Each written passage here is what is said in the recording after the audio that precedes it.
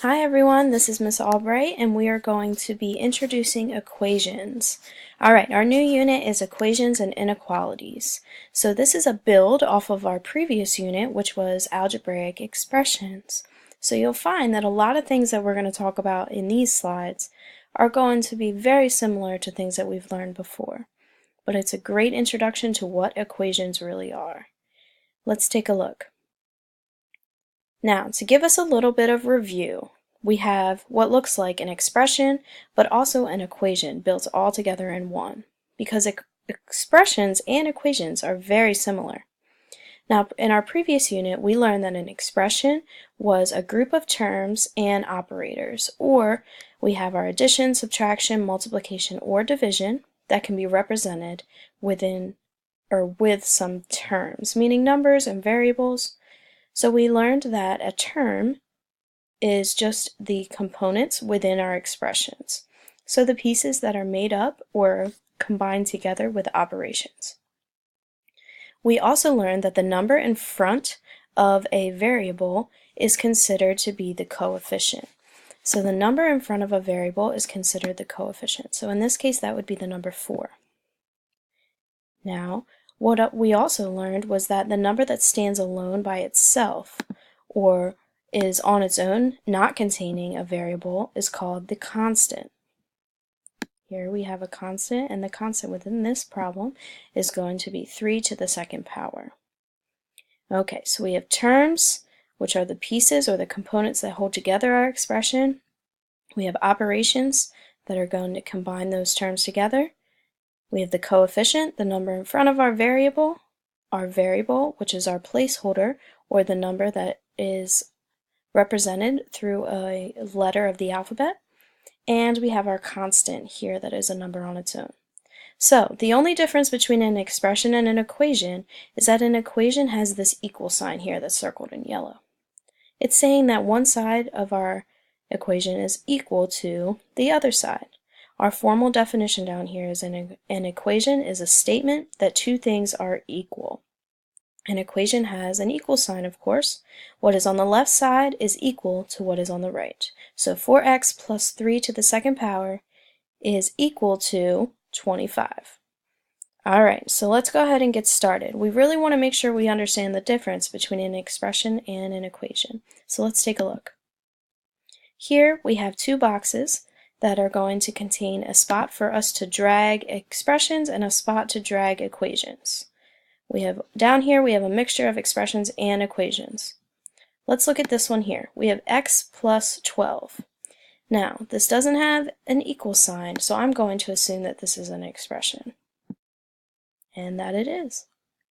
This one here, we have x plus 12 equals 34. It's saying x plus 12 is equal to 34.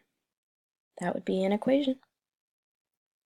W divided by 3 doesn't say it's equal to anything, it just has this variable with a placeholder of what w could be.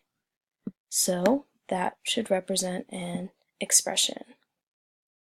Okay, w divided by 3 equals 9. So now we have that equal sign saying w divided by 3 is going to be equivalent to 9. That's our equation.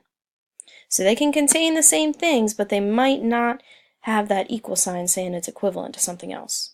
Y minus 23 is an expression. 4x equals 12. We have that equal sign there, so that is an equation. We also have 42 equals y minus 4. That has that equal sign, so that is going to be an equation. And finally, we have one lone soldier left, 4x, which represents 4 times x, but there's no equal sign, so that is going to be our expression. Alright, so let's look at some of those keywords that we used when identifying expressions last unit to help us with this unit with equations.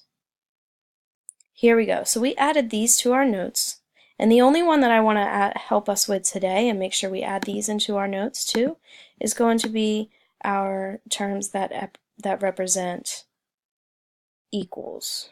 Okay? So that could be makes, total, same as, equivalent, balances, and we're going to write in the word is as well. So all of these other keywords up here for division, addition, subtraction, and multiplication, we've had added to our notes last unit. Now we're going to add in some words that represent equals or equal sign. Let's put these words to use. Alright, so now that we understand what an equation is, we can practice writing them based on a phrase. A number x decreased by 2 is 4. Here we go. The word decreased by is going to represent subtraction. And the word is going to represent equals.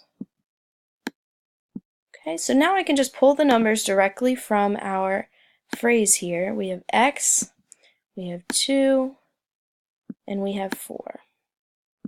So let's fill them in. X minus 2 equals 4. That's telling me that something subtract 2 is going to be equal to 4. Alright, so that's our equation. Let's try this again with another example. The product of a number s and 5 is 12. The words product of represent multiplication, and we know we can represent multiplication in many ways, with a dot, with our multiplication sign, and with the use of parentheses. We want to get used to not writing our multiplication sign now that we're in algebra. Okay, so we also have the word is, just like before, represents equals, or equal to, our equal sign. So the product of a number s and 5 is 12. So 5 times s equals 12. And there we have it. There's our equation that's going to go with our word sentence. Now I've added a word sort here down into our next slide that gives you a chance to work on these on your own. This will be added into your Schoology account for you to have some practice with these. Now try your best. Rewatch these slides if you need a couple more examples. Good luck!